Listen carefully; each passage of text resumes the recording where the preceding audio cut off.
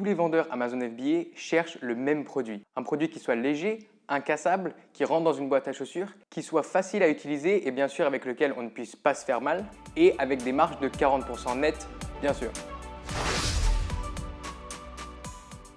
Dans ma dernière vidéo, juste là si tu ne l'as pas vue, je parlais de la difficulté pour les vendeurs Amazon FBA de trouver le produit parfait. S'obstiner à vouloir trouver un produit parfait sur Amazon est vraiment un frein au développement de votre business et c'est quelque chose qui va vous garder dans une paralysie assez permanente qui va vous empêcher d'avancer. Un autre problème avec les produits soi-disant parfaits, c'est que tous les vendeurs se jettent dessus et que du coup, vous vous retrouvez à vendre les mêmes produits que tous les autres vendeurs Amazon FBA. Tout ça pourquoi? Parce que vous avez suivi une liste de critères prédéfinis à l'avance et vous allez vous retrouver dans des niches qui au final vont devenir extrêmement compétitives. Pourquoi? Parce que ces produits ont tous les attributs nécessaires pour être sur le radar de tous les autres vendeurs FBA. Aujourd'hui, Amazon est de plus en plus compétitif et donc on ne peut plus être aussi exigeant avec les produits qu'on va lancer. En 2015, c'était peut-être possible de trouver un produit qui correspondait à tous les critères de beauté d'un produit FBA, tout ce qui en faisait un produit facile et un produit idéal. Mais aujourd'hui, il est important d'élargir le spectre de produits qu'on va analyser dans le but de trouver des produits qui vont être un peu sous le radar des autres vendeurs Amazon FBA qui, eux, se cantonnent toujours aux mêmes produits. Je pense qu'en 2020, il y a une réelle opportunité pour les audacieux qui vont oser lancer des produits qui ne sont pas exactement les produits parfaits, les produits ordinaires que les gens vendent sur Amazon FBA. Dans cette vidéo, on va regarder quels sont les conseils de la part des gourous et des formateurs FBA qui sont toujours bons à prendre et quels conseils on n'est peut-être pas obligé de suivre aujourd'hui en 2020 si on veut réussir sur Amazon FBA. Restez bien jusqu'à la fin de la vidéo car je vous dévoilerai les 4 catégories de produits qui, même en 2020, à mon avis, sont à éviter à tout prix. La première catégorie de produits qui fait souvent peur aux vendeurs Amazon FBA, c'est tous les produits qui sont fragiles. Donc pensez les produits qui sont en verre ou en céramique. Évidemment, les produits dans cette catégorie ont une plus grande chance de casser, que ce soit pendant l'acheminement aux entrepôts d'Amazon depuis vos fournisseurs, que ce soit dans les entrepôts d'Amazon eux-mêmes ou alors pendant la livraison aux clients. C'est vrai qu'en règle générale, ça paraît logique. Si un produit a beaucoup de chances de se casser avant d'arriver au client, c'est peut-être pas une bonne idée de vendre ça sur Amazon FBA. Pourtant, c'est possible de faire ça et il y a énormément de produits à vendre qui sont cassables, qui sont dans cette catégorie que beaucoup de vendeurs évitent. Et pourtant, si vous prenez les bonnes précautions, il y a énormément d'argent à se faire dans cette catégorie de produits. Ma recommandation, si vous vous lancez dans un produit qui est en verre, en céramique ou quelque chose qui peut se casser facilement, c'est vraiment d'améliorer l'emballage, d'améliorer le packaging, de faire un packaging qui soit super robuste, quelque chose qui va passer en fait le drop test. Qu'est-ce que le drop test? Tout simplement, c'est de savoir si on lâche votre paquet, si on lâche votre produit emballé depuis une hauteur d'homme, est-ce que dedans c'est cassé ou est-ce que l'emballage est assez résistant pour pouvoir absorber ce genre de choc? Si vous avez vraiment mis le paquet sur la protection du produit à l'intérieur de la boîte, normalement, il ne devrait pas y avoir de problème. Bien sûr que vous allez avoir un certain taux de casse, mais il faut juste prendre ça dans vos chiffres, dans vos calculs de marge et ensuite à partir de là, c'est un produit comme les autres. Donc les produits fragiles, à mon avis, ce n'est pas une catégorie à éviter absolument. Si vous pouvez trouver un produit qui n'est pas fragile, vous aurez moins de travail à faire dans la conception de l'emballage. Mais si vous trouvez une bonne opportunité de produit dans cette catégorie, ne fuyez pas sous prétexte que c'est fragile. Réfléchissez à comment vous pouvez améliorer la boîte, améliorer l'emballage et délivrer une expérience au client final qui sera encore meilleure que celle des concurrents. N'oubliez pas de vous abonner à la chaîne en cliquant juste en dessous de la vidéo et d'appuyer sur la cloche pour avoir les notifications des nouvelles vidéos. Je viens de commencer cette chaîne et j'ai l'ambition de poster environ 2 vidéos par semaine pour partager mes conseils avec vous et pour vous aider à réussir votre aventure sur Amazon FBA. La deuxième catégorie assez classique qui fait peur aux vendeurs Amazon FBA, c'est les produits qui sont lourds ou volumineux. Alors effectivement, ces produits représentent un petit challenge logistique en plus car à déplacer, ils sont souvent compliqués. Vous allez avoir des cargaisons qui sont souvent soit très lourdes, soit très grandes en volume et évidemment ça va avoir pour conséquence d'élever vos coûts. Vous allez aussi avoir des frais de stockage qui sont plus importants dans Amazon car Amazon va les classer en tant que oversize. Mais ce qu'il faut se dire, c'est que tous les gens qui vont vendre ce genre de produit vont avoir exactement les mêmes challenges que vous. Par exemple, si vous vendez des balançoires de jardin, tous vos concurrents vont avoir exactement les mêmes challenges que vous. Il faudra aussi les transporter par bateau, il faudra les stocker dans les entrepôts d'Amazon et donc personne n'est vraiment à un avantage ou à un désavantage. Encore une fois, il faut bien faire attention à ses marges, calculer ses coûts et prendre en compte que l'envoi de la marchandise va être assez cher. Mais tout ça, ça va rentrer dans le prix du produit parce que quand vous achetez en tant que client une balançoire de jardin sur Amazon, vous savez très bien qu'il faut payer pour vous faire livrer ce genre de produit. Et ce n'est pas un produit qui rentre justement dans une boîte à chaussures. Donc à mon avis, ce ne sont pas des produits à éviter absolument. C'est des produits dans lesquels il y a beaucoup de potentiel. Peu de vendeurs s'y aventurent parce que ça fait un peu peur. Mais au final, des opportunités, il y en a comme dans toutes les catégories. Et si vous prenez les bonnes précautions, ça devrait aller. Si vous avez des questions supplémentaires sur quelles catégories sont adaptées à la vente sur Amazon FBA, n'hésitez pas à laisser un commentaire juste en dessous de la vidéo. Je lis et je réponds à tous les commentaires. En même temps, c'est pas dur vu que j'ai 20 abonnés. La troisième catégorie qui fait fuir les e-commerçants en général, c'est la catégorie des produits électriques ou électroniques. Avec ces produits, souvent, on va avoir des taux de retour qui sont plus élevés qu'à la normale. Pourquoi? Parce que c'est des produits qui ont une plus grande probabilité de mal fonctionner. C'est aussi des produits qui sont moins faciles à utiliser pour les clients et donc ça peut entraîner des commentaires négatifs ou en tout cas plus que d'habitude. Pourtant, les produits électroniques et les produits électriques en général sont des bons produits. Il y en a énormément sur Amazon, il y en a énormément dans chaque maison. Pensez au nombre de produits électriques et électroniques que vous avez chez vous. C'est vraiment incroyable. Se priver de tout un marché juste parce qu'il y a quelques challenges, c'est vraiment dommage. Et aujourd'hui, on ne peut pas vraiment se permettre de passer à côté d'une opportunité de produit. Ma solution assez simple pour augmenter la satisfaction client et donc pour baisser le taux de commentaires négatifs, c'est simplement d'améliorer le manuel d'utilisation. Si vous expliquez exactement aux gens comment il faut faire, comment il faut utiliser ce produit, quoi ne pas faire pour éviter de le casser, etc.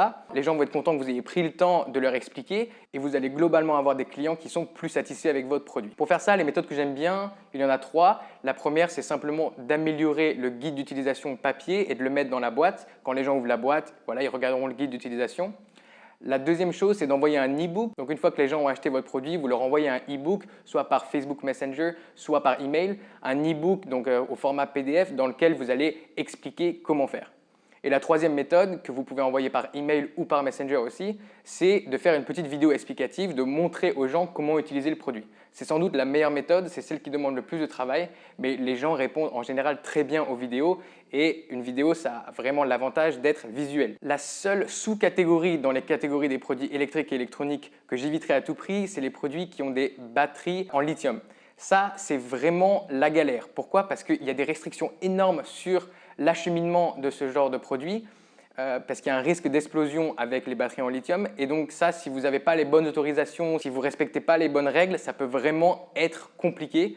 Si vous trouvez le contenu de cette vidéo intéressant, n'oubliez pas de mettre un gros pouce bleu. Ce n'est pas juste pour mes beaux yeux, c'est parce que ça aide énormément la vidéo à se faire référencer dans l'algorithme de YouTube. Pour moi, c'est un énorme boost et ça me motive aussi à faire plus de vidéos pour vous. Voilà, maintenant qu'on a vu les 3 catégories de produits qui sont normalement à éviter et qui sont souvent conseillées comme des catégories où il ne faut pas aller, voilà, maintenant qu'on a vu qu'en prenant certaines précautions, je pense que c'est des catégories qui vraiment valent la peine. Maintenant, je vais vous présenter 4 catégories de produits qui sont à fuir.